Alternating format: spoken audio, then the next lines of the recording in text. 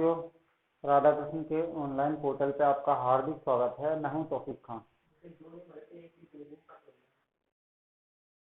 तो देखिए दोस्तों, पिछले वीडियो में हमने वो जो 9वां चैप्टर था, जो लाइट जिसको हमने प्रकाश कहा था, वो हमने पूरा पढ़ लिया था। तो उसमें अगर आपको कहीं कोई न्यूमेरिकल्स या कुछ ऐसी दिक्कतें आई हों तो आप मुझे पूछ सकते हो। मैं पिछले वीडियो में आपको बता चुका हूँ। उसके बावजूद अब देखिए, अब जो है ना, अगला चैप्टर हम फिजिक्स का पढ़ेंगे, 10वां चैप्टर, क्या, विद्युत, इलेक्ट्रिसिटी। ये पाठ देखिए, बहुत से पता नहीं कौन टीचर क्या करता है, कोई हल्के चैप्टर लेता है। मैं हमेशा फिजिक्स पढ़ाता हूँ। बेसिकली ये बेशक टफ हो, क्योंकि अगर हम पहले दिन से डरेंगे तो फिर दिक्कत क्या है। देखिए, कठिन कुछ भी नहीं है, बस आपको थोड़ा सा दिमाग लगाना है, दिमाग को कॉन्सेंट्रेट रखना है। मैं बहुत डीलिंग सिस्टम से उनको पढ़ाऊंगा, स्लोट एंड स्वीट तरीके से मैं पढ़ाऊंगा। तो आपको केवल इतना समझना है कि जो मैं पढ़ा रहा हूँ उसका फॉलो करना है, बिल्कुल दिमाग को सही रख के करना है। अब देखिए, जिन लड़के लड़कियों को कुछ दिक्कत आई हो, देखिए दिक्कत कहाँ पे, जब हम स्टार्टिंग से किसी चीज को पढ़ते नहीं है, 2-4 बिंदु स्टार्टिंग के निकल जाते हैं, फिर हमें सब प्रॉब्लम क्रिएट होती है अंडरस्टैंडिंग होने में, समझने में। अब हम पाठ को शुरू कर रहे हैं, नया चैप्टर चल रहा है, सब कुछ छोड़ के सब कुछ नया है। तो आप उसको ध्यान से, दिल दिमाग को स्थिर रख के आप उसको अच्छे से समझिएगा, दिमाग लगा के समझिएगा। बहुत आसान चैप्टर है, कोई दिक्कत किसी तरह की नहीं है, लेकिन एक एक बिंदु कॉन्सेप्ट में हो, क्लियर में। तो देखिए आगे,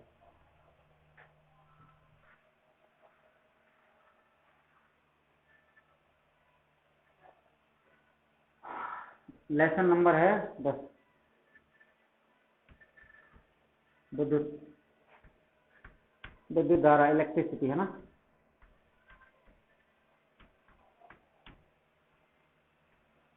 ठीक है। अब सबसे पहले दे रखा है विद्युत। हम विद्युत के बारे में पढ़ते हैं, विद्युत क्या है, लेकिन विद्युत को समझने के लिए, विद्युत ऐसे नहीं है विद्युत क्या चीज है, विद्युत के बारे में पढ़ेंगे, लेकिन उससे पहले हमें विद्युत परिपथ के बारे में पढ़ना। विद्युत परिपथ क्या होता है, विद्युत परिपथ है क्या चीज। क्योंकि देखिए, विद्युत को सुचारू रूप से चलाने के लिए कुछ पथ की आवश्यकता होती है, किसी मार्ग की आवश्यकता होती है, किसी परिपथ की आवश्यकता होती है। उसके बिना विद्युत को हम कहां से एक स्थान से दूसरे स्थान पर संचालित करेंगे, ले जाएंगे। तो इसलिए विद्युत परिपथ के बारे में देखते हैं, विद्युत परिपथ है क्या चीज। देखिए,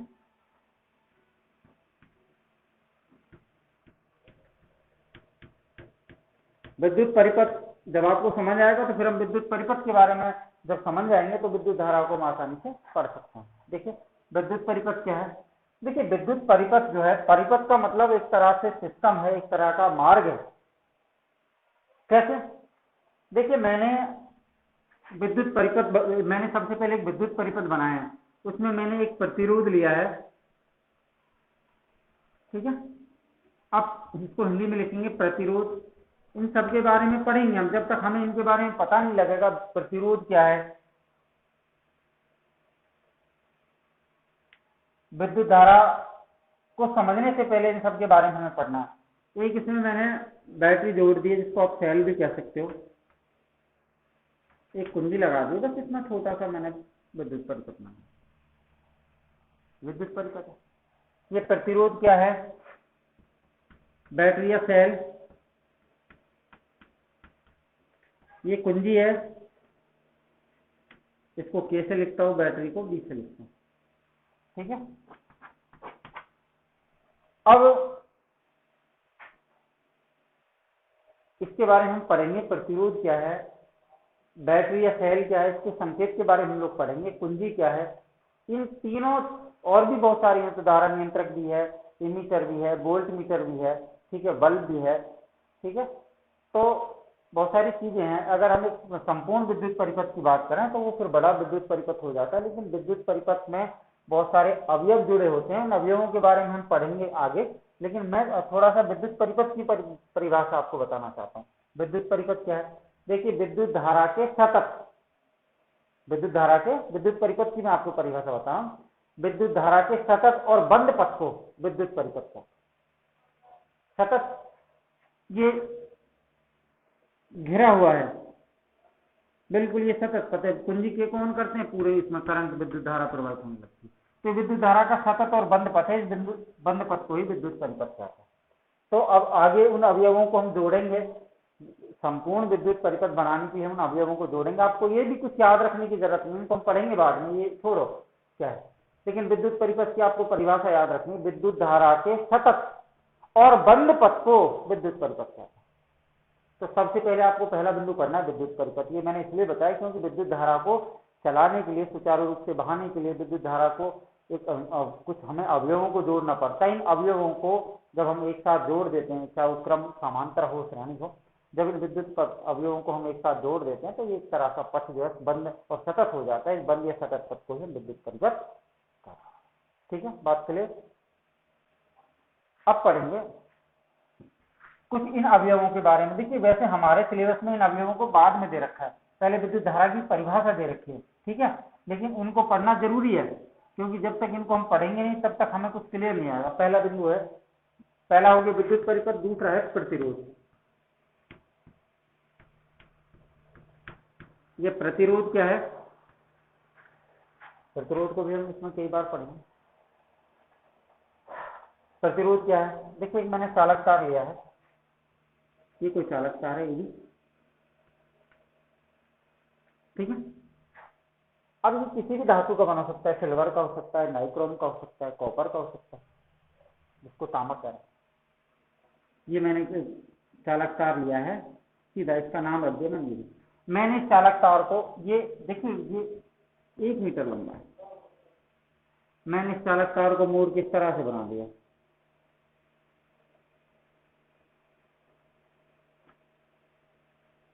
ठीक है, इस तरह से मोड़ दिया इस तार को, इस तरह से मोड़ मोड़ के इस तरह से बना दिया सीधे चालक तार, ठीक है। अब मैं क्या काम करता हूं,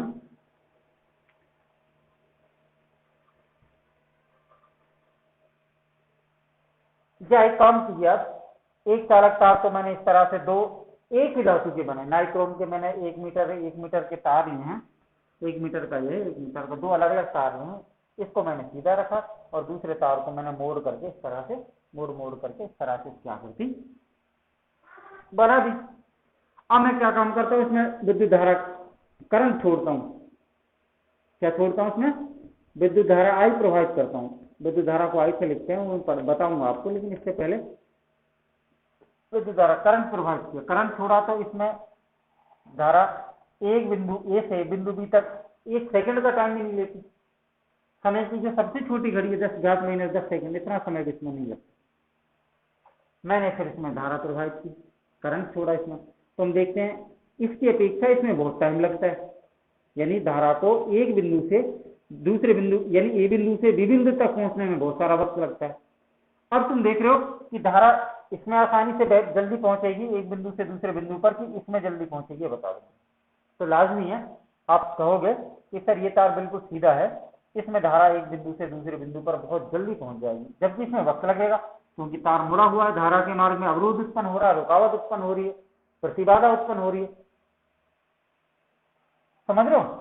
तो अब इस तरह से जो ये आप चित्र देख रहे हो, ये प्रतिरोध का चित्र होता है, प्रतिरोध इसे कहते हैं। तो इसकी परिभाषा क्या है, धारा के मार्ग में उत्पन्न रुकावट को, रुकावट कह लो, प्रतिबाधा कह लो, अवरोध कह लो, वही प्रतिरोध का, समझ लो। यदि मैं किसी चालक तार को मोड़ करके इस तरह से बना दूं और उसमें अगर धारा प्रवाहित हो, तो हम देखते हैं उस परिपथ में, उस अवयव में, उस चालक तार में धारा के मार्ग में रुकावट उत्पन्न होती है, प्रतिबाधा उत्पन्न होती है। इस प्रकार धारा के मार्ग में उत्पन्न अवरोध को ही प्रतिरोध कहते हैं। ये उस तरह से, ये क्या है, प्रतिरोध को इंग्लिश में रेजिस्टेंस बोलते हैं, इस कारण उसको आर से, कैपिटल आर से व्यक्त करते हैं। तो आपको समझ में आ गया प्रतिरोध क्या है, धारा के मार्ग में इस तरह का जो चित्र होगा वो प्रतिरोध का होगा, ध्यान रखना, ठीक है। तो प्रतिरोध क्या है, धारा के मार्ग में उत्पन्न रुकावट को, देखिए इसमें इसकी अपेक्षा इसमें धारा के मार्ग में रुकावट उत्पन्न हो रही, क्यों हो रही है, क्योंकि चालक तार मुड़ा हुआ है, मुड़ा हुआ चालक तार है, तो इसमें धारा कभी ऊपर कभी नीचे, कभी ऊपर कभी नीचे, इस तरह से जाएगी, अर्थात धारा के मार्ग में अवरोध उत्पन्न होगा। इस प्रकार हम कह सकते हैं कि धारा के मार्ग में उत्पन्न अवरोध को ही प्रतिरोध कहते हैं, प्रतिरोध को कैपिटल आर से व्यक्त करते हैं। अब हम प्रतिरोध के लिए आर लिख देंगे सीधा, ठीक है। तो बात समझ में आई प्रतिरोध क्या है, ठीक।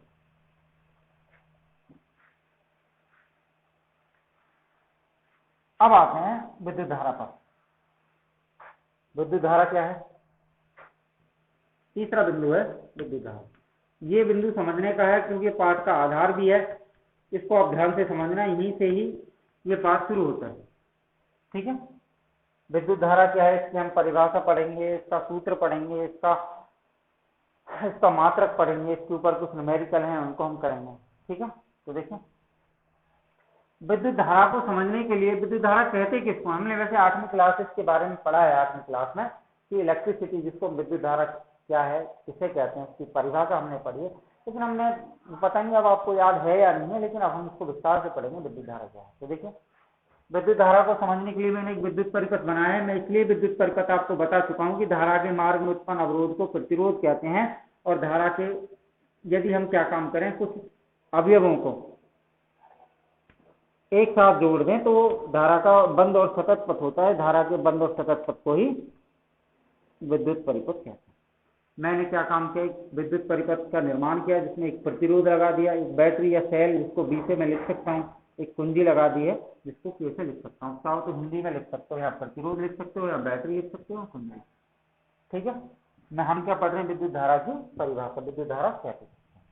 ठीक है, तो विद्युत धारा की परिभाषा को समझने के लिए मैंने विद्युत परिपथ तो हमने पहला बिंदु पढ़ा था, विद्युत परिपथ का निर्माण किया है।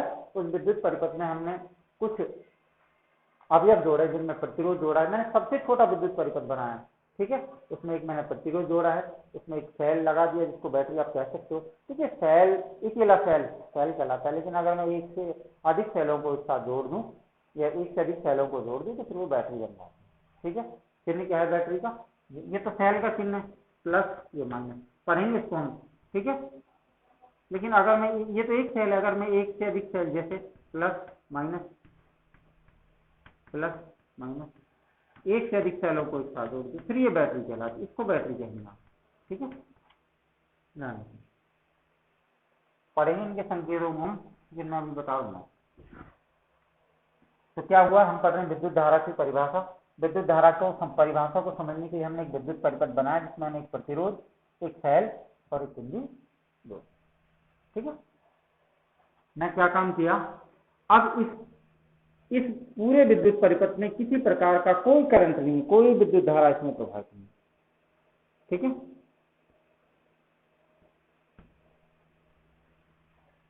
ठीक है, अब मैं क्या काम करूं, इस कुंजी के को दबा दूं, कुंजी का मतलब बटन से ऑन कर देता हूं, जैसे पंखे का बटन है इसको मैंने ऑन किया, ऑफ करते ऑन ऑफ करते मैंने ऑन कर दिया। अब चाहो तो लिखिए इसको ऑन ऑफ लिखा होता है ना इन पर, मैंने इसको ऑन किया। जैसे मैंने कुंजी के को दबाया है, इस पूरे विद्युत परिपथ में करंट प्रवाहित होने लग जाता है। क्यों, ऐसा क्यों हो रहा है, मैंने कुंजी को दबाया, तुरंत इसमें करंट बहने लग गया, विद्युत वाहक बल उत्पन्न होने लग गया, करंट बह रहा है, इसमें धारा बह रही है। अब हमें अंदाजा लगाना है धारा बह क्यों रही है, देखते हैं। प्रतिरोध के पास देखा, मैंने कहा प्रतिरोध के बारे में तो भी हमने पढ़ा था इससे पहले बिंदु में, प्रतिरोध के बारे में क्या पढ़ा, ये तो उल्टा धारा के मार्ग में अवरोध उत्पन्न करता है, रुकावट उत्पन्न करता है, बाधा उत्पन्न करता है, इसके कारण तो विद्युत परिपथ में धारा का चालन हुआ नहीं। ये तो कुंजी है, इसको दबा देते हैं तो ऑन करते हैं तो इसमें करंट बहना शुरू हो जाता है, इसको ऑफ कर देते हैं तो करंट खत्म हो जाता है, इससे भी कोई धारा का हमें संचालन नहीं लग रहा। अब ये धारा बह किसके कारण रही है, फिर हमने तीसरे बिंदु में सेल के पास गए कि देखा कि सेल में दो प्रकार के आवेश मौजूद है, एक तो धनावेश और ऋणावेश। इस सेल के कारण धारा बह रही है। देखिए हमने 8वीं क्लास में आवेश के बारे में पढ़ा था कि आवेश हमारे पास केवल दो प्रकार के होते हैं, एक तो धनावेश और दूसरा होता था ऋणावेश।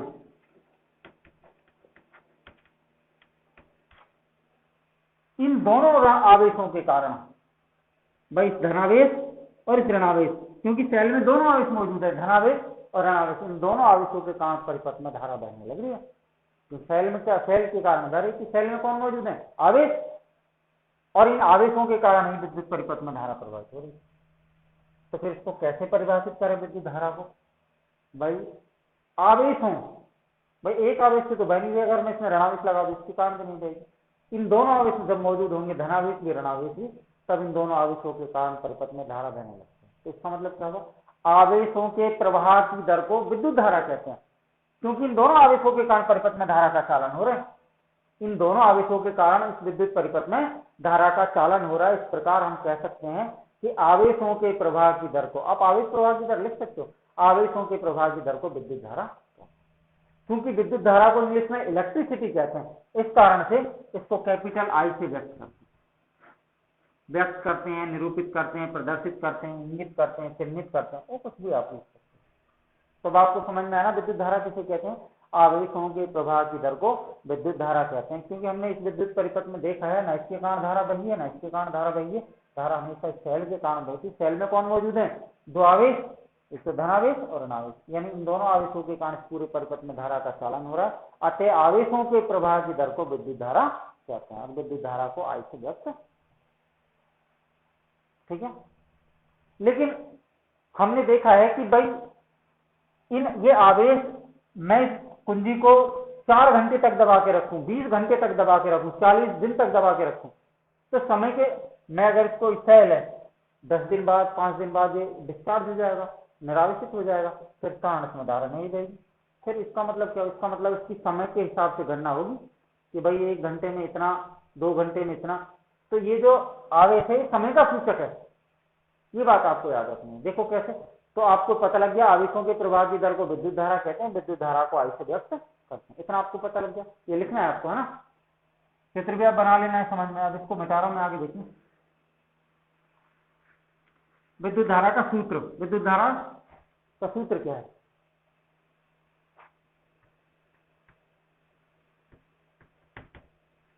विद्युत धारा बराबर होता है आवेश, भाई आवेश के कारण को आवेश बटे समय। क्यों ले रहे हैं हम भाई? ऐसे थोड़ी नहीं कि सेल में 10 दिन तक ही आवेशित रहेगा। अगर मैं इसको लगातार किसी रेडियो या ट्रांजिस्टर में डालूं तो फिर तुम देख सकते हो कुछ दिनों बाद ये निरावेशित हो जाता है। और तुमने देखा है, मैं अगर किसी टॉर्च में सेल डालूं, क्योंकि सेल में कौन है? आवेश मौजूद है, वो प्रकाशित होने लगती है। अगर मैं किसी रेडियो या ट्रांजिस्टर में सेल डालूं तो उसमें करंट उत्पन्न होने लगता है। इसका मतलब सेल के कारण ही किसी आवेश में, किसी अवयव में, किसी विद्युत परिपथ में धारा प्रभावित होती है, क्योंकि इसमें आवेश मौजूद होते हैं। अतः आवेशों के प्रवाह की दर को विद्युत धारा कहा जाता है, ठीक है। अब देखिए भाई समय का इसका सूचक है, तो आवेश विद्युत धारा किसके बराबर होती है? विद्युत धारा बराबर होती है आवेश बटे समय, ठीक है। अब देखिए आवेश बटे समय ये क्या है? मैं विद्युत धारा को आई से व्यक्त करके भी हमने पढ़ा है। अगर मैं आवेश को Q से व्यक्त करूं और समय को T से व्यक्त करूं तो विद्युत धारा का गणितीय रूप क्या हो जाएगा? I बराबर Q बटे T, इसका सूत्र हो जाएगा। विद्युत धारा बराबर क्या हो जाएगा? I बराबर Q बटे T, ये इसका सूत्र है। तो आपको ये बात याद रखनी है, विद्युत धारा क्या है? आवेशों के प्रवाह की दर को विद्युत धारा कहते हैं। विद्युत धारा को क्योंकि इलेक्ट्रिसिटी कहा जाता है, इस कारण से इसको आई से व्यक्त किया जाता है। विद्युत धारा का सूत्र होता है, विद्युत धारा बराबर होता है आवेश बटे समय। अब यदि मैं विद्युत धारा को आई से, क्योंकि हमने पढ़ा है विद्युत धारा को आई से व्यक्त करते हैं, आवेश को क्यू से, क्योंकि आवेश का मात्रक कूलम होता है, पढ़ेंगे आगे इसको इसके मात्रक में। आवेश को मैं क्यू से और समय को आप देखिए, समय को आप टी से व्यक्त कर सकते हो, समय को सेकंड, क्योंकि समय का मात्रक सेकंड होता है, ऐसे व्यक्त कर सकते हैं। तो इस तरह से अगर मैं आवेश को क्यू से, टाइम को, समय को टी से, तो आई बराबर क्यू बटे टी, इसका बात समझ में आई। विद्युत धारा की परिभाषा होगी, विद्युत धारा का सूत्र होगी, पढ़ेंगे इसका मात्रक क्या होता है। दिख रहा है ना? देखिए उसमें दिख रहा है मात्रक। देखिए विद्युत धारा का मात्रक क्या है? देखिए मात्रक जो है ना, वैसे विद्युत धारा की मात्रक की खोज एम्पियर नामक वैज्ञानिक ने की। विद्युत धारा के मात्रक की खोज एम्पियर नामक वैज्ञानिक ने की। इसने कहा था, क्या कहा था भाई? विद्युत धारा का सूत्र क्या होता है? विद्युत धारा का सूत्र होता है आवेश बटे समय, समझ रहे हो? अगर मैं धारा को आई से, आवेश को क्यू से और समय को टी से व्यक्त करूंगी तो विद्युत धारा का सूत्र है। लेकिन इसका मात्रक क्या होता है? मात्रक कैसे निकालेंगे इसको? देखिए आपको याद रखना है, आवेश का मात्रक होता है कूलम। मैं इसको अगर यहाँ आगे यहीं से समझा रहा हूँ। देखिए मात्रक को हम क्या जानते हैं? विद्युत धारा बराबर क्या होता है? आवेश बटे समय। नीचे देखिए आवेश बटे समय होता है ना। आवेश का मात्रक होता है कूलम ऊपर वाले का, और समय का मात्रक क्या होता है? सेकंड, समय का मात्रक होता है। और कूलम बटे सेकंड किसके बराबर होता है? एम्पियर के। एम्पियर के बराबर क्यों है? क्योंकि एम्पियर नामक वैज्ञानिक ने इसको बताया था, इसकी खोज की। अतः विद्युत धारा का मात्रक एम्पियर होता है। एम्पियर क्यों है? क्योंकि समय का मात्रक आवेश का मात्रक कूलाम, समय का मात्रक सेकंड, कूलाम बटे सेकंड एम्पियर के बराबर। एम्पियर नामक वैज्ञानिक ने तो सिद्ध किया था कूलाम बटे सेकंड। अतः विद्युत धारा का मात्रक एम्पियर होता है और एम्पियर को कैपिटल एस ई जो है ना ई इससे व्यक्त करते हैं। ये मत बनाना स्मॉल, इससे नहीं करते। आपको अब 3 बातें समझ में आ गई। विद्युत धारा किसे कहते हैं, इसकी परिभाषा, आवेशों के प्रवाह की दर को विद्युत धारा कहते हैं। क्योंकि अब हमने देखा विद्युत परिपथ में धारा का चालन किनके कारण हुआ? सेल के कारण। सेल में कौन मौजूद है? आवेश, एक धनावेश एक ऋणावेश। इन दोनों आवेशों के कारण परिपथ में धारा का चालन होगा। इसके अलावा हमें और भी उदाहरण देखे थे, जब किसी बैटरी में हम सेल डालते हैं, आवेश डालते हैं तो प्रकाशित होने लगती है। किसी रेडियो या ट्रांजिस्टर में जब हम सेल डालते हैं तो उसमें करंट उत्पन्न होने लगता है। इसका मतलब ये हुआ कि सेल के कारण इन परिपथों में, इन अवयवों में आवेश उत्पन्न होता है। आवेश का मतलब धारा से धारा उत्पन्न होती है और हम जानते हैं कि इन दोनों इसमें क्या है अवयवों में, इनमें सेल में 2 धनावेश और ऋणावेश 2 आवेश मौजूद होते हैं। इन आवेशों के प्रवाह की दर को इसलिए हमने विद्युत धारा कहा। विद्युत धारा का सूत्र क्या होता है? देखिए, इस बात को हमने पढ़ा है कि विद्युत धारा जो है ना, इसको इलेक्ट्रिसिटी कहते हैं। इसको हम आई से व्यक्त करते हैं। विद्युत धारा बराबर होता है आवेश बटे समय। आवेश बटे समय क्यों है?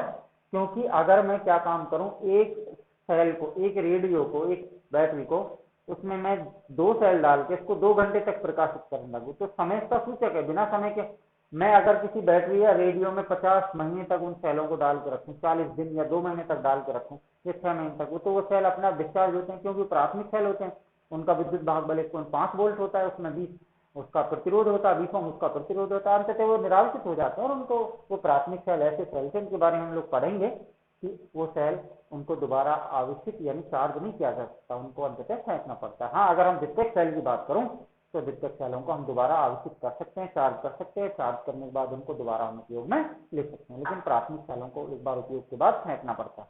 ठीक है, तो अब आप ये समझ गए होंगे कि आवेश जो है ना, इसके बचने समय क्यों आ रहा है? क्योंकि समय इसका सूचक है। तो आपको याद रखना है विद्युत धारा का सूत्र होता है आवेश बटे समय।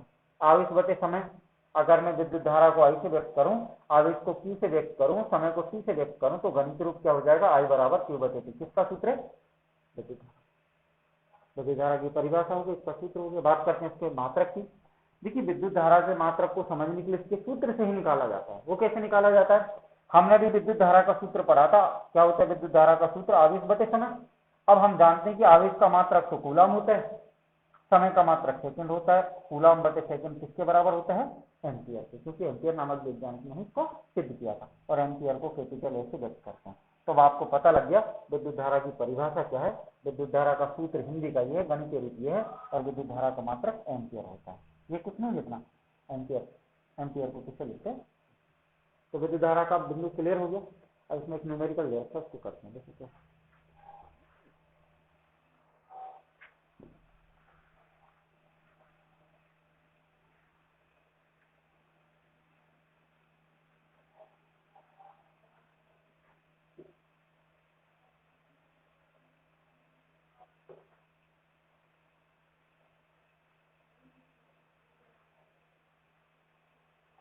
देखिए,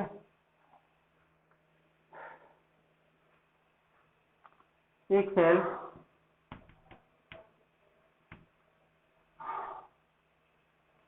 एक सेल 0.5। अब देखिए, ये चीजें आपको कॉमन याद रखनी है कि विद्युत धारा का सूत्र I बटे T तुम्हें पता है पहले से होता है। ठीक है, और हमसे पूछा जाए, यदि हमें आवेश का मान दे रखा है, ठीक है, आवेश का मान अगर हमें दे रखा है ना, तो आपको याद रखना है। जैसे मैं बात करता हूँ, जैसे मैं आपसे कह रहा हूँ, इस बात को आप सुन लीजिए। एक सेल जो 20 कूलाम आवेश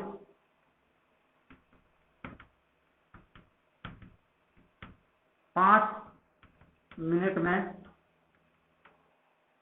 एक सेल जो 20 कूलाम आवेश 5 मिनट में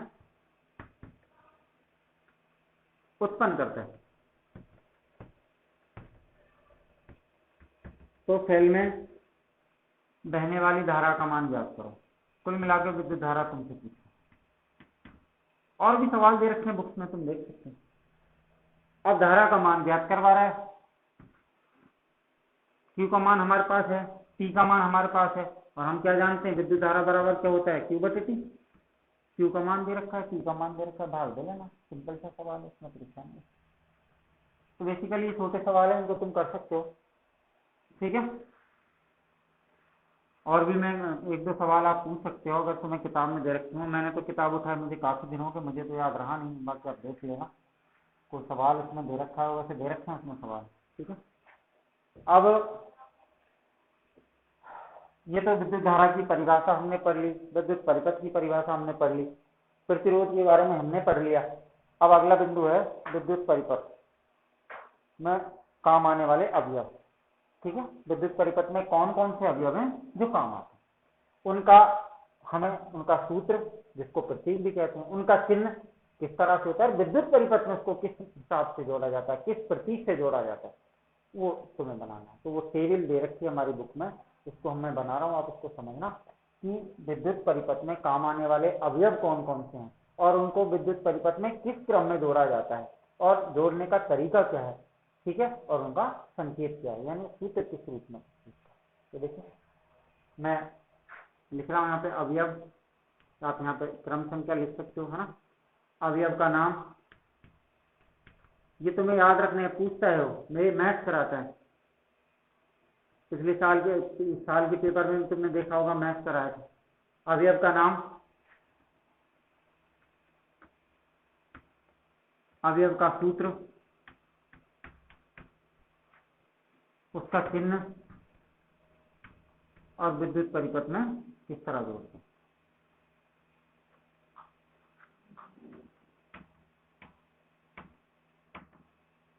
परिपथ में किस तरह जोड़ा जाता है। क्रम संख्या 1 पर जैसे दे रखा है सेल, अवयव का सूत्र क्या है, सेल को वी से लिखते हैं, चिन्ह क्या है, इस तरह जोड़ेंगे, ये प्लस ये माइनस, ठीक है। अब वैसे कैसे होता है सेल, अगर मैं वैसे सेल की बात करूं, तुमने देखो इस तरह का कुछ इस तरह से होता है सेल, ठीक है। उसमें इस तरह से आपने देखी इस तरह से पहली होती है, प्राथमिक सेल कुछ इस तरह से होता है, तुमने देखा होगा इसको, और आगे चल के इस तरह से इस तरह का आगे का एक पॉइंट सा होता है, कुछ इस तरह का होता है प्राथमिक सेल, तुमने देखा होगा। ऊपर का पॉइंट वाला हिस्सा होता है, नीचे का सतह, ये तो धनात्मक होता है, ये ऋणात्मक होता है, इस तरह का होता है। लेकिन विद्युत परिपथ में ऐसे नहीं जोड़ेंगे इसको, विद्युत परिपथ में इस चिन्ह से जोड़ेंगे, चिन्ह तुम्हें याद रखना। वैसा चिन्ह तो तुम्हें याद रखने की जरूरत नहीं है, कैसा होता है बनावट में, तो हम आमतौर पर हमारे दैनिक जीवन में काम आती है, हम उनको रोजाना देखते हैं। लेकिन विद्युत परिपथ में किस क्रम में जोड़ा जाएगा, ठीक है। अब इसको किस क्रम में जोड़ा जाए, श्रेणी क्रम या समांतर क्रम, तो आप देख सकते हो ये जो है ना श्रेणी क्रम में। दूसरा बैटरी, देखिए सेल या बैटरी मैंने इसलिए इसको अलग अलग किया है क्योंकि सेल एक होता है, अगर मैं क्या काम करूं, इसको भी से लिखते हैं, मैं एक साथ में लिख सकता था सेल या बैटरी, लेकिन फिर चिन्ह अलग अलग हो जाते हैं। देखिए अगर सेल अकेला है तो उसको इस तरह से लिखते हैं, मैं आपको स्टार्टिंग में मैंने बताया, अगर सेल एक से ज्यादा सेलों को मैं एक साथ जोड़ दूं, जैसे प्लस माइनस, फिर प्लस फिर माइनस, ये फिर एक से अधिक सेल है, कितने सेल नजर आ रहे हैं तुम्हें, 1 2 3, यदि मैं सेलों को एक से अधिक सेलों को एक साथ जोड़ दूं तो फिर वो बैटरी कहलाती है, ये बात याद रखें, ठीक है। यदि एक से अधिक सेलों को एक साथ जोड़ा जाए तो बैटरी, और उनका क्रम में, ठीक है। तीसरा है धारा नियंत्रक, देखिए धारा नियंत्रक को आरएच से लिखते हैं, अवयव का सूत्र आरएच है, लेकिन इसको विद्युत परिपथ में कैसे जोड़ते हैं, इस तरह से विद्युत परिपथ में। लेकिन धारा नियंत्रक वैसे देखोगे तुम जब प्रैक्टिकल करोगे 10th क्लास में, जब आप 11th क्लास में जब आप साइंस लोगे, तो इस तरह की होती है, कौन, इस तरह से होती है, कौन, धारा नियंत्रक, इसमें यहाँ तरह के स्प्रिंग लगी होती है इस तरह से, फिर इसमें सेल बढ़ाते हैं, एक सेल बढ़ा दिया, 2 सेल बढ़ा दिए, जैसे धारा का मान बढ़ाना है तो सेलों की संख्या बढ़ाते हैं, और धारा का मान घटाते हैं तो उसको कसते हैं चूड़ियों से, नाइक्रोम के तार की बनी हुई कुंडली होती है घेरेनुमा, उसमें से जब सेल हटा लेंगे, कम करेंगे, अगर हमें धारा का मान कम करना है तो उसमें सेल निकालते चलेंगे, और उसमें धारा का मान बढ़ाना है धारा नियंत्रक की सहायता से, उसमें सेलों की संख्या बढ़ाते हैं। इस तरह का उपकरण होता है, लेकिन विद्युत परिपथ में हम इसको इस तरह से जोड़ते हैं, ठीक है।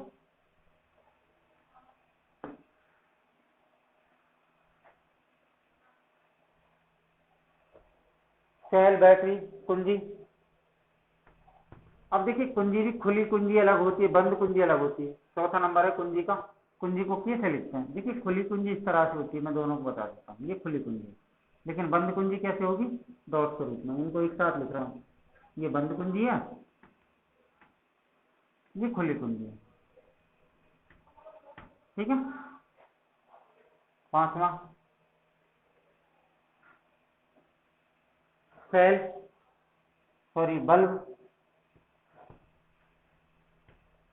अब देखिए बल्ब को, वैसे तो हम बल्ब का कोई संकेत होता नहीं है, बल्ब के लिए ना हमें प्रदर्शित करने की कोई जरूरत होता है। बहुत से इसको भी से इसको कमांड के रूप में इस तरह से छोड़ देते हैं, लेकिन बल्ब का जो तरीका होता है कुछ इस तरह से होता है। इस तरह से बल्ब होता है।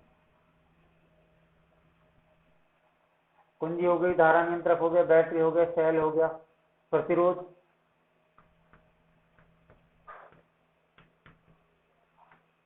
प्रतिरोध इसको हम आर से लिखते हैं। विद्युत परिपथ में कैसे जोड़ते हैं? इस तरह से खाली बता चुके हैं। ठीक है, इनको उतारो, फिर इसके बाद मैं आगे बता देता हूँ।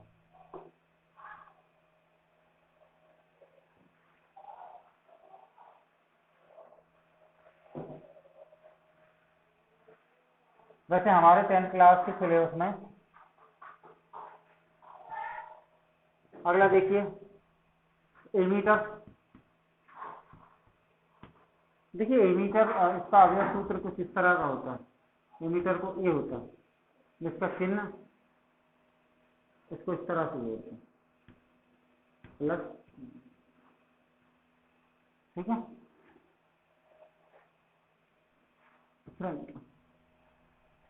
सातवां वोल्ट मीटर।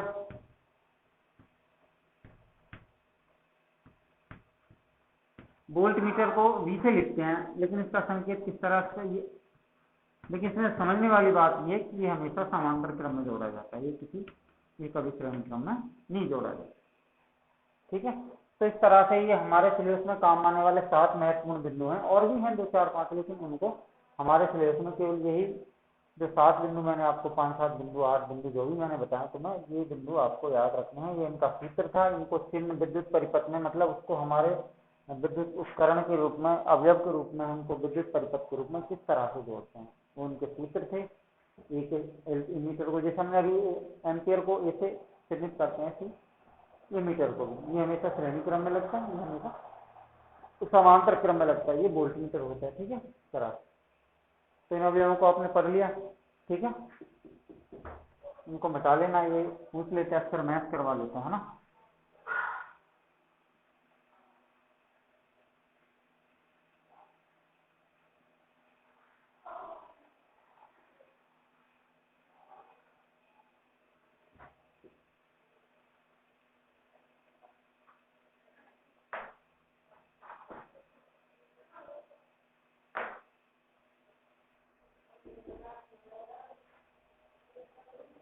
अब है ओम का नियम।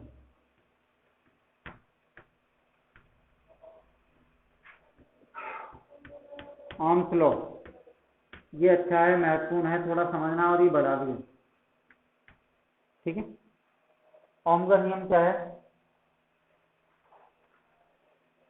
देखिए ओम के नियम को समझने के लिए, ओम के नियम को समझने के लिए हमें सबसे पहले तो जो हमने ये उपकरण पढ़े हैं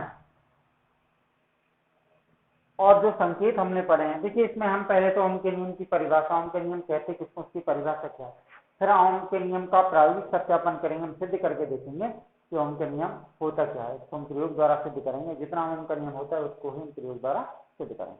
तो देखिए कैसे। भरत